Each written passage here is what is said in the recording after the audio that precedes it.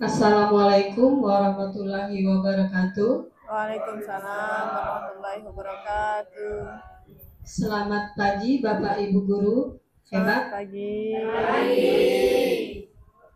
Oke, baik, dalam kesempatan ini di sini saya akan melakukan pengimbasan atau berbagi praktik baik implementasi 7 jurus BK Hebat yang mana kemarin diselenggarakan oleh BGTK Kalimantan Barat.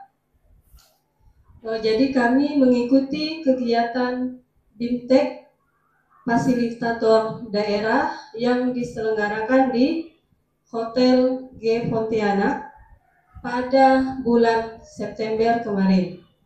Nah, dalam kesempatan ini saya akan berbagi praktik baik implementasi 7 jurus BK Hebat. Di sana kami dibekali 7 jurus BK Hebat.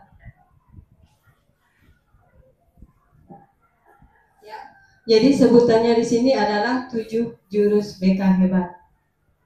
Yang pertama adalah jurus kenali potensi. Kemudian yang kedua, jurus kelola emosi. Yang ketiga, jurus tumbuhkan resiliensi. Kemudian yang keempat, jurus jaga konsistensi. Yang kelima, jalin koneksi. Yang keenam, bangun kolaborasi. Dan yang ketujuh, menata situasi. Nah, jadi ketujuh jurus BK Hebat ini kami dapatkan ketika BIMTEK kemarin. Hanya saja di sini saya mengambil 2 jurus saja yang saya lakukan pengimbasan atau praktik baik. Yang pertama, praktik baik yang saya lakukan dengan siswa itu, saya mengambil jurus 1, kenali potensi. Nah, yang kedua, jurus bangun kolaborasi. Jurus bangun kolaborasi ini saya lakukan praktik baiknya dengan guru skala kecil. Oke, baik. Di sini saya akan menyampaikan pengertian jurus 1 dulu, ya. Jadi di sini jurus 1, kenali potensi. Mengenali dan memahami kemampuan diri yang masih bisa dikembangkan, yang mencangkup minat, bakat, kekuatan, dan kelemahan.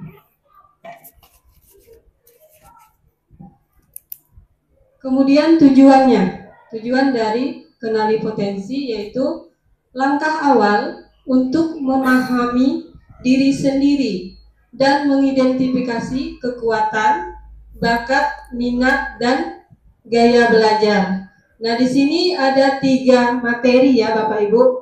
Jadi 3 materi di sini, ada kecerdasan majemuk sebenarnya. Kemudian bakat, minat, dan gaya belajar.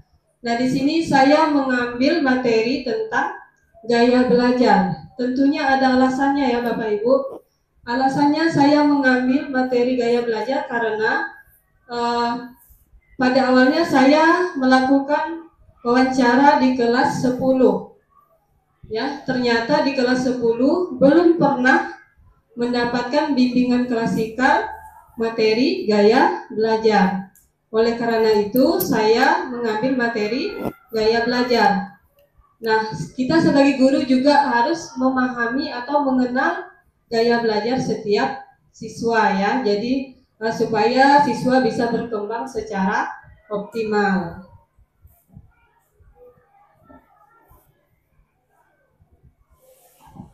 Nah, ini dokumentasinya praktik baik jurus 1, kenali potensi. Sebelumnya saya akan menjelaskan juga berdasarkan praktiknya ini kami menerapkan yang namanya ARKA ya. Kalau misalnya di guru mapel lain mungkin ada metode pembelajaran ya. Kalau di BK itu namanya strategi ya berdasarkan ARKA. A-nya itu aktivitas, kemudian R-nya itu refleksi, K-nya itu konsep, dan A-nya itu adalah aplikasi.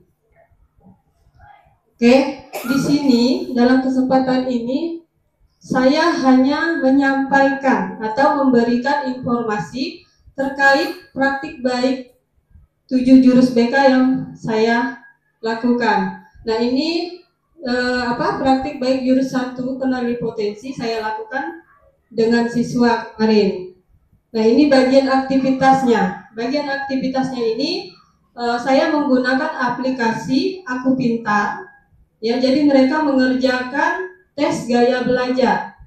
Kemudian dari hasil yang sudah mereka kerjakan itu terlihat berapa persen gaya belajar audio, auditori, dan kinestetik. Nah, kemudian mereka dikelompokkan sesuai dengan 3 gaya belajarnya tadi. Jadi yang audio, kelompoknya audio, kemudian yang auditori, kelompoknya auditori, dan kinestetik, kelompoknya kinestetik. Nah, itu masih dalam aktivitas ya Bapak Ibu.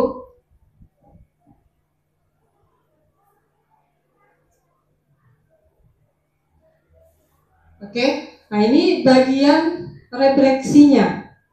Di bagian refleksinya ini saya melakukan setiap kelompok melakukan tanggapan, ya, artinya mereka memberikan tanggapan terkait gaya belajarnya masing-masing. Artinya yang audio memberikan tanggapan gaya belajar auditori, kemudian yang auditori memberikan tanggapan kepada kinestetik, kemudian gaya belajar kinestetik memberikan tanggapan kepada gaya belajar audio. Jadi saling melengkapi ya. Nah, kemudian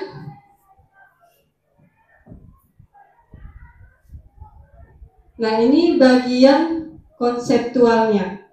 Di bagian konseptualnya ini guru BK menjelaskan apa itu gaya belajar. Setelah aktivitas tadi, siswa diberikan aktivitas, kemudian merefleksi. Setelah merefleksi barulah konsepnya, ya, guru BK menjelaskan apa itu gaya belajar. Kemudian ada juga tentang strategi gaya belajar sampai ke tujuan gaya belajar.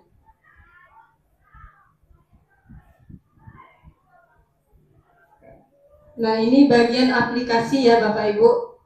Guru BK meminta peserta didik untuk menerapkan gaya belajar mereka dalam kehidupan sekolah atau kehidupan sehari-hari. Setelah konsep tadi, setelah melakukan aktivitas, kemudian refleksi dan konsep, barulah mereka bisa diharapkan bisa mengaplikasikannya di kehidupan sehari-hari.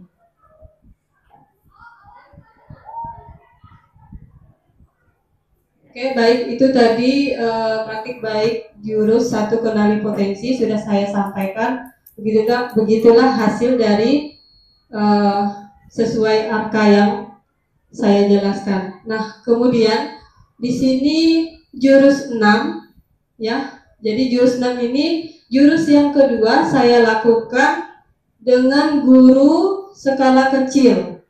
Nah, jadi kemarin itu ada 6 guru, satunya itu guru BK, kemudian 5-nya itu wali kelas, ya. Jadi di sini kenapa saya mengambil jurus 6 bangun kolaborasi? Karena di sekolah kita sudah menerapkan, bahkan hampir setiap permasalahan siswa kita lakukan kolaborasi ya Bapak Ibu. Artinya kita melibatkan selain guru, juga melibatkan orang tua, bahkan masyarakat. Tetapi tergantung lagi permasalahan yang kita selesaikan seperti apa, misalnya ringan atau masalah yang berat. Nah, ini saya bacakan ya. Bangun kolaborasi itu adalah kerjasama multi pihak melibatkan guru BK, guru kelas, wali kelas, orang tua, bahkan masyarakat bersama-sama mengidentifikasi dan mencari solusi untuk masalah yang dihadapi murid baik itu akademik, sosial, emosional maupun perilaku. Nah, jadi permasalahan yang kita hadapi di sekolah itu bermacam-macam ya Bapak Ibu, bukan hanya masalah sosial juga, tetapi ada masalah akademik juga ya. Artinya kita harus bekerja sama ya. Bukan berarti hanya ditangani, misalnya hanya diselesaikan oleh wali kelas saja atau guru BK saja. Artinya untuk mencapai supaya siswa kita bisa berkembang secara optimal, makanya harus ada kerjasama atau kolaborasi.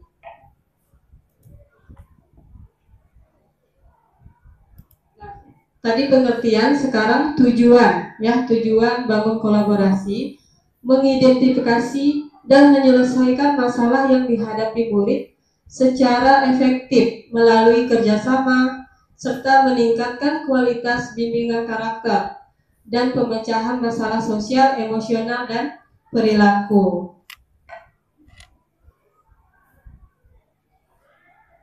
Nah, ini dokumentasi praktik baik jurus 6. Nah, ini sudah saya jelaskan tadi di bagian jurus 1. Jadi penerapannya ini berdasarkan ARKA juga. Ya, jadi ini kegiatan awalnya. Nah, ini bagian aktivitas.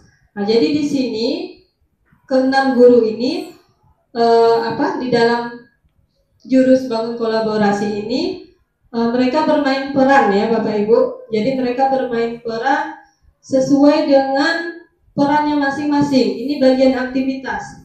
Nah, jadi ada yang menjadi kepala sekolah, kemudian wali kelas, guru wali, orang tua, guru BK, bahkan siswa ya.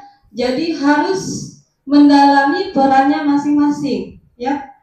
Nah, jadi di sini nampak ya Bapak Ibu wajah-wajah guru kita yang di sini yang kemarin ikut praktik untuk guru skala kecilnya.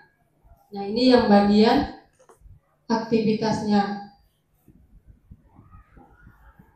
Nah, setelah mereka bermain peran, berdiskusi dan sebagainya, ini guru menanyakan hambatan atau tantangan yang dihadapi dalam bermain peran. Jadi mereka lagi, kira-kira dalam bermain peran tadi apakah ada tantangannya? Nah, ini dijawab oleh Bu Yul. Ternyata tantangan menjadi seorang guru BK atau seorang orang tua itu sangat sulit ya.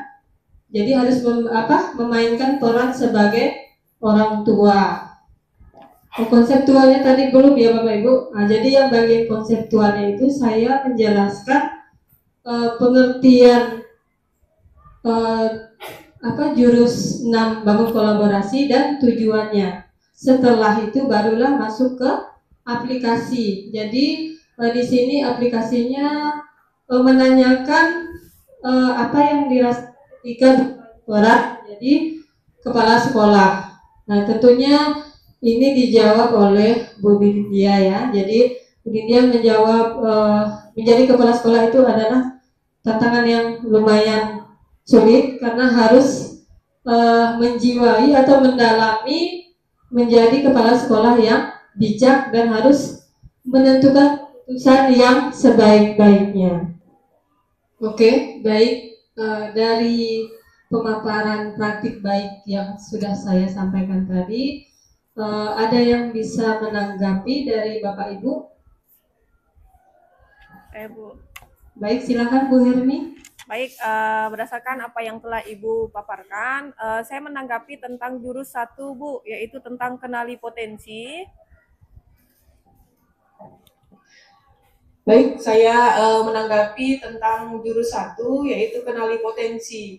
Nah, di mana dalam proses pembelajaran kita harus mengetahui terlebih dahulu, mengenali terlebih dahulu tentang potensi dari peserta didik. Nah, ketika kita telah mengenal potensi dari masing-masing peserta didik, kita dengan mudah menentukan strategi pembelajaran yang akan kita lakukan, kemudian bagaimana proses pembelajarannya. Nah, ketika itu telah terjadi, maka pembelajaran nanti yang akan kita lakukan itu bisa berjalan dengan lancar. serta tujuan dari pembelajaran yang kita lakukan juga bisa berjalan dengan baik, Ibu. Terima kasih. Baik, terima kasih Bu Hermi. Kasih aplaus dulu buat Bu Hermi. Oke, baik. Selanjutnya, setelah tanggapan ini ada kesimpulan, ya. Jadi dari pemaparan materi atau praktik baik yang sudah saya sampaikan dari awal, dari 7 jurus BK hebat sampai hasil praktik baik yang sudah saya lakukan, ada yang bisa memberikan kesimpulan dari Bapak Ibu? Baik, silakan Bu Fitri. Baik, terima kasih. Selamat siang untuk kita semua. Di sini saya akan memberikan kesimpulan dari pemaparan Bu Masnun. Jadi berkaitan dengan berbagi praktik baik implementasi 7 jurus BK hebat. Nah, setelah mendengar penjelasan dari Bu Masnun, jadi ternyata ada 7 jurus BK hebat. Jadi yang pertama itu kenali potensi, yang kedua kelola emosi, 3 tambahkan resiliensi, tumbuhkan resiliensi, 4 jaga konsistensi, 5 jalin koneksi, 6 bangun kolaborasi, dan 7 menata situasi. Nah, di sini dapat disimpulkan untuk yang dijelaskan oleh Bu Masnun. Jadi ada dua poin yang digunakan. Yang pertama ada jurus 1, kenali potensi. Nah, untuk yang kenali potensi dapat kita dengarkan bersama-sama. Jadi dalam proses pembelajaran kita harus menggunakan yang namanya jurus 1, kenali potensi, di mana di sini kita harus melaksanakan yang pertama itu mengenali potensi siswa. Kenapa ini wajib kita gunakan? Karena sebelum kita memberikan pembelajaran, tentunya kita harus mengenal potensi siswa. Karena kalau kita memberikan pembelajaran terus-menerus dengan mode seperti biasanya, kita tidak tahu apakah pembelajaran kita itu dapat diterima oleh siswa. Jadi penting untuk kita gunakan yang namanya jurus 1, yaitu kenali potensi, di mana yang pertama kita lakukan yaitu mengidentifikasi terlebih dahulu mengenali potensi siswa berdasarkan gaya belajar. Nah, di sini dapat kita dengarkan juga tadi ada gaya belajar yang bermacam-macam, yaitu ada 3. Yang pertama dari segi visual, dari penglihatan siswa. Yang kedua dari auditory atau pendengaran. Dan yang ketiga dari segi kinestetik. Nah, setiap siswa memiliki 3 potensi ini, bahkan ada lagi mungkin nanti di luar 3 potensi ini, tapi yang kita pahami dulu 3 potensi ini. Jadi setiap siswa itu memiliki gaya belajar yang berbeda-beda. Ada siswa yang senang dari segi visual, yaitu mereka bisa menerima pembelajaran dari segi penglihatan. Jadi kita sediakan gambar, video, ya. Mungkin kalau visual ini lebih ke gambar. Jadi siswa akan lebih paham apabila kita menggunakan gambar. Nah, untuk yang auditory dari segi pendengaran, bisa kita gunakan audio, misalnya dari pemaparan Bu Masnun tadi ada menggunakan audio ya Bu ya. Contohnya adalah video. Dan yang terakhir kinestetik, yaitu praktek langsung. Jadi siswa yang kinestetik ini dia mendengarkan materi dari kita, dia harus mendengarkan, melaksanakannya langsung. Kalau dia tidak dipraktikkan, mungkin dia kurang paham. Nah, ini dari segi kinestetik. Jadi berdasarkan pengenalan potensi ini kita dapat memilah dengan cara menggunakan kuis tadi ya Bu ya, menggunakan kuis dan banyak macamnya. Kuis bukan hanya tadi ada 1 ya Bu ya, guru pintar. Nah, nanti bisa kita gunakan gaya-gaya yang lain, tapi mungkin nanti boleh kita praktekkan apabila belum ada yang menggunakan guru pintar yang dijelaskan Bu Masnun tadi. Dengan begitu kita dapat mendapatkan bagaimana siswa ini belajarnya di kelas. Gitu. Setelah itu, yang kedua kita menggunakan konsep. Konsepnya kita menjelaskan materinya tentunya. Setelah itu baru kita menanyakan pemahaman siswa dan mengaplikasikannya ke siswa-siswanya dengan cara kolaborasi yang tadi ada berkelompok ya Bu ya. Nah, jadi penting untuk mengenali potensi. Nanti per kelompok ini akan mengerjakan tugasnya berdasarkan gaya belajarnya masing-masing. Jadi sudah tersusun dengan rapi dan mereka bisa menanggapi satu sama lain. Ya, setelah kita lihat tadi ya Bu ya. Dan yang kedua ada gaya atau jurus bangun kolaborasi. Nah ini kita kenali bersama, yaitu ternyata bangun kolaborasi ini sangat penting dari penjelasan Bu Masnun. Karena apa? Karena kita harus bekerja sama untuk mengatasi. Contoh kemarin ada yang Ibu jelaskan tadi, ada praktik di guru skala kecil. Jadi kita praktik itu membuat video bagaimana kita bermain peran. Nah di situ dijelaskan ada yang menjadi guru wali kelas, kepala sekolah, ada jadi orang tua murid, dan ada yang menjadi muridnya. Nah, di situ kami sebagai pemeran juga, karena saya ikut berperan di situ ya Bu ya. Jadi kita merasakan bagaimana kolaborasi itu berlangsung. Karena tanpa adanya kolaborasi tersebut, kita sulit untuk memecahkan permasalahan. Jadi tentu pentingnya ada kepala sekolah, ada wali kelas, dan ada guru wali, BK, dan orang yang atau siswa yang kita sedang lakukan pendidikan atau pendisiplinan dari kita sebagai pihak guru. Jadi seperti itu, dan tentunya juga menggunakan cara-cara tadi ya, ada kolaborasi itu tentunya ada cara apa permasalahannya, dan kita memahami apa konsep atau dia bersalah itu di bagian apa, atau permasalahannya itu masuk ke bagian apa, dan tentunya ada refleksi. Ya tadi ada di foto-fotonya sudah diberikan. Jadi refleksinya itu ada tanya timbal balik kepada kami sebagai pemeran. Jadi apakah mengalami kesulitan saat bermain peran? Seperti itu Bu. Jadi ternyata setelah bermain peran sangat sulit. Jadi bagaimana menjadi kepala sekolah, bagaimana menjadi orang tua, dan bagaimana posisi kita sebagai siswa yang salah itu tadi. Dan kita sebagai guru atau sebagai yang berkolaborasi tadi, kita tidak bisa memberikan keputusan, memberikan pendisiplinan kepada pihak siswa dari pihak kita saja. Jadi ternyata itulah kesulitan yang dirasakan oleh siswa dan orang tua siswa. Jadi kita mengenal itu semua dari adanya kolaborasi tersebut. Nah, yang terakhir ada aplikasi. Jadi penerapannya akan kita rasakan bersama, dan kita akan tentunya menggunakan kegiatan kolaborasi ini dalam proses pembelajaran kita di sekolah. Baik, sekian kesimpulan dari saya. Terima kasih. Oke, baik. Terima kasih Bu Fitri. Kasih aplaus dulu buat Bu Fitri. Oke, baik. Saya rasa sudah jelas ya kesimpulan tadi yang disampaikan oleh Bu Fitri. Oke, di sini saya akan menampilkan ini hasil tampilan kami gerakan 7 jurus BK hebat. Ini dilombakan ya Bapak Ibu. Boleh berdiri Bapak Ibu sambil mengikuti gerakan 7 jurus BK hebat.